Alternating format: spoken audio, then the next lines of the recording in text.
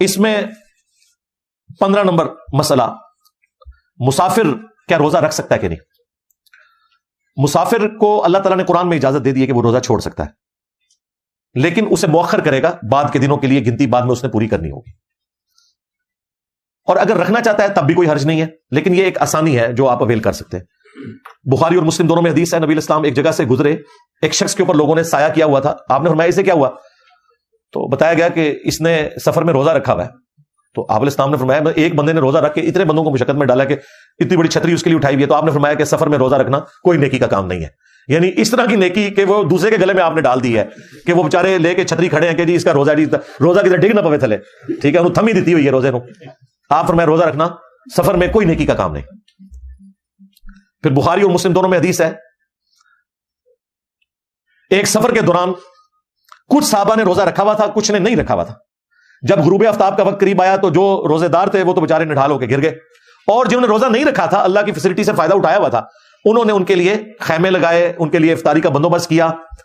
اور پھر نبی اسلام نے اس پہ ورڈکٹ دی کہ آج روزہ نہ رکھنے والے روزہ رکھنے والوں پر بازی لے گئے، ظاہر ہے ان کے روزے کا ثواب بھی انہیں ملا نا، افطار کروایا۔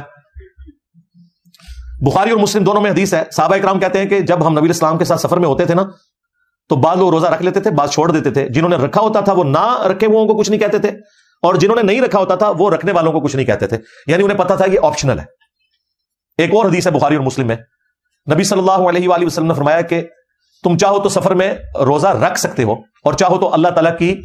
اس فیسلٹی سے فائدہ اٹھا سکتے ہو کہ روزے کو چھوڑ دو، بعد میں اپنی گنتی پوری کر لو۔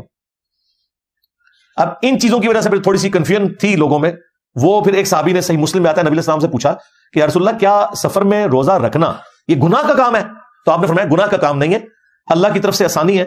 اگر تم روزہ رکھنا چاہتے ہو تو رکھ لو، اگر چھوڑنا چاہتے ہو تو چھوڑ دو۔ تو اس سے بالکل کلیئر ہو گیا کہ یہ کوئی گناہ نہیں ہے اگر کوئی رکھ لے۔ حتیٰ کہ سنن نسائی میں حدیث ہے، اما عائشہ سلام اللہ علیہا کہتی ہیں کہ ایک سفر میں نبی علیہ السلام کے ساتھ تھی، نبی علیہ السلام نے نماز قصر پڑھی اور میں نے پوری پڑھی، نبی علیہ السلام نے رمضان کا روزہ چھوڑ دیا سفر میں، اور میں نے روزہ رکھ لیا۔ بعد میں نے حضور سے جب ذکر کیا تو آپ نے فرمایا احسنتی یا عائشہ، عائشہ تم نے بہت اچھا کام کیا، اور مجھ پہ بھی کسی چیز کی ملامت نہیں ہے، یعنی میں نے جو چھوڑا کوئی گرفت نہیں ہے،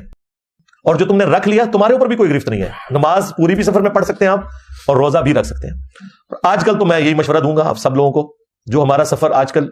اتنا آسان ہو چکا ہے، اور اب تو خیر موسم بھی آندہ تقریباً 15 سال تک تو انشاءاللہ روزے اچھے موسم میں ہی، اب گرمیوں والے روزے تو اگلے 15 سال تو ایکسپیکٹڈ نہیں ہے، تو سفر میں جو روزہ رکھ سکتا ہے وہ روزہ رکھ لے، کیونکہ بعد میں گنتی پوری کرنا بڑا مشکل ہو جاتا ہے۔ رمضان میں تو ایک ماحول بنا ہوتا ہے تو آپ رکھ لیتے ہیں۔ میں نے آلموسٹ اپنی جاب کے دوران 15 سال ایک ایسے روٹ کے اوپر سفر کیا ہے کہ میرے تو 8 روزے